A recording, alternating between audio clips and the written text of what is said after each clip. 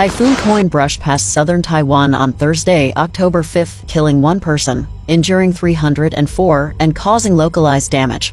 As lashing rains and strong winds forced millions of people in a swath of cities to miss work and school, a Category 4 cyclone has produced one of the strongest wind gusts ever recorded worldwide. Koinu, which means puppy in Japanese, made landfall on Taiwan's Hengqian Peninsula as a Category 4 typhoon, indicating winds of up to 252 kilometers per hour, 156 miles per hour, but it weakened as it crossed into the Taiwan Strait and headed towards China's Guangdong province. According to Tropical Storm Risk, the heaviest rainfall in mountainous and sparsely populated parts of Pingdong County in the south and the east coast counties of Taitung in Hualien, but the typhoon also affected the major southern port city of Kaohsiung.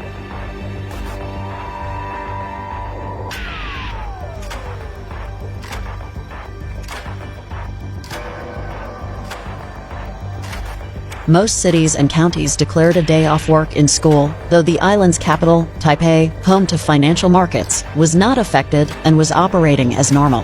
The typhoon entered the Taiwan Strait late on Thursday morning, and heavy rain was forecast to last into Friday, mostly in the island's south and east. Taiwan's fire department reported one death from a person hit by flying glass in the central city of Taichin and 304 injuries across the island, as well as some damage to buildings and downed trees.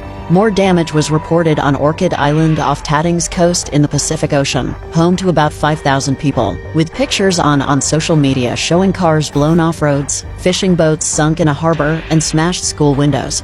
Taiwan's official central news agency said a weather tracking station on Orchid Island recorded Taiwan's strongest wind in 126 years as the typhoon hit late Wednesday. Taiwan's two main domestic airlines, UniAir and Mandarin Airlines, canceled most of their flights for Thursday, while ferries to outlying islands were also stopped. A total of 46 international flights were canceled, the Transport Ministry said, but the high-speed rail connecting northern and southern Taiwan was not affected. Chiayi's Emergency Operations Center said some of the injured included people who were riding their scooters and fell into strong winds or were hit by falling branches. Fire services reported 190 people were injured, mostly in West Coast cities including Taichung, Tainan, and Kaohsiung. More than 62,000 homes and businesses were without power by midday Thursday. The worst damage has been in the southern county of Pingdong, where strong winds knocked down electricity and telephone poles and traffic signs and tore roofs off buildings. According to the electricity company Taiwan Power, the storm left more than 174,000 homes without electricity, although the service has started to be restored, and on Thursday morning the number of homes without electricity had been reduced to 62,381. Waves of up to 7 meters were reported, and videos online show significant damage to houses and shop fronts along coastal areas.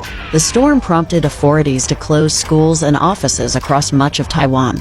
Koinu is the second typhoon to make landfall in Taiwan this year, after Haikouwei hit the island in September, prompting landslides, mass evacuations, and dozens of injuries. No typhoon had directly hit Taiwan for 4 years, despite its location in an active tropical storm zone. Typhoon Koinu approached Taiwan slowly from the east on Wednesday night, and as of 10 a.m. Thursday was about 40 kilometers west of the country's southernmost tip, Cape Lon, by moving westward at a speed of 12 kilometers per hour, CW data showed.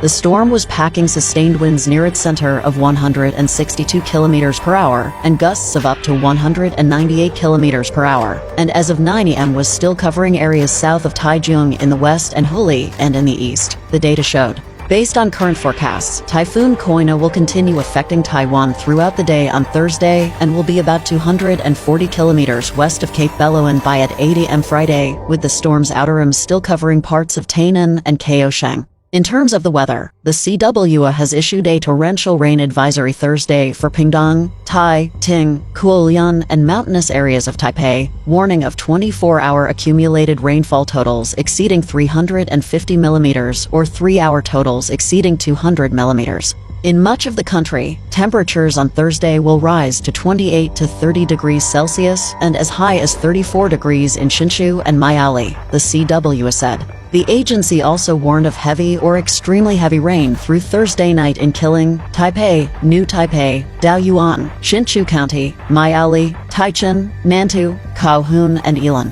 Meanwhile, the Hong Kong Observatory said it might raise the number 3 warning signal on Friday evening or Saturday morning, with Typhoon Koinu also expected to bring cooler weather, pushing the mercury down to as low as 23 degrees Celsius over the weekend.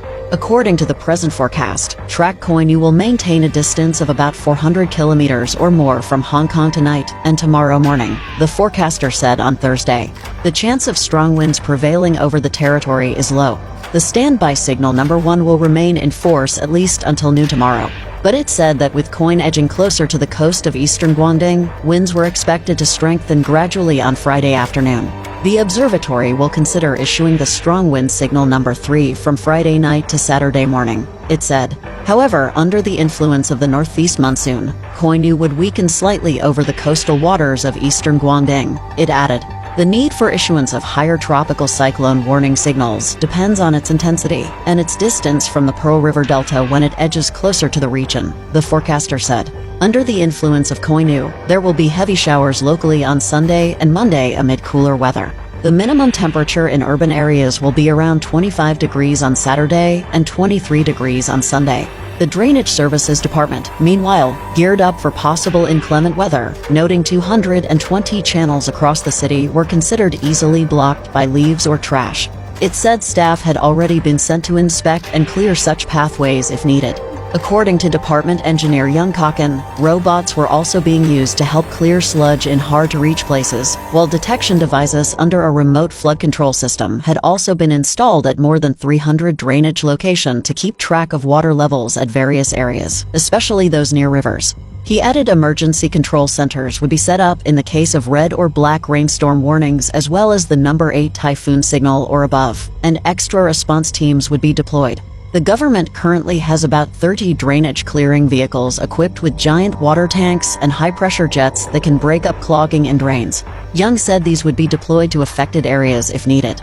The city last month emerged relatively unscathed by Super Typhoon Saola, which triggered the first number 10 alert in 5 years. But a freak rainstorm a week later blindsided authorities and caused flash floods citywide, leading to damage and 140 people being sent to hospital. Despite weakening, Typhoon Koinu is expected to douse coastal areas of southern China over the weekend. The city of Guangzhou canceled some flights and trains starting Friday, while its maritime authorities issued a level 4 alert, the least severe in a 4-tier system, calling for caution. In Fujian province, bordering the Taiwan Strait, authorities suspended 137 passenger ferry trips. The storm arrived at the island after passing through the north of the Philippines, where strong winds and rains forced the evacuation of about 200 people, caused damage to 26 homes, and forced the suspension of classes in about 100 locations, according to data of the National Disaster Risk Reduction and Management Council. The Philippines Meteorological Service on Thursday maintained alert level 3 out of a maximum of 5 in the north of Batangas in the extreme north of the archipelago due to the winds of between 89 and 117 kilometers per hour that are expected in the next few hours, with risks of falling trees, damage to buildings,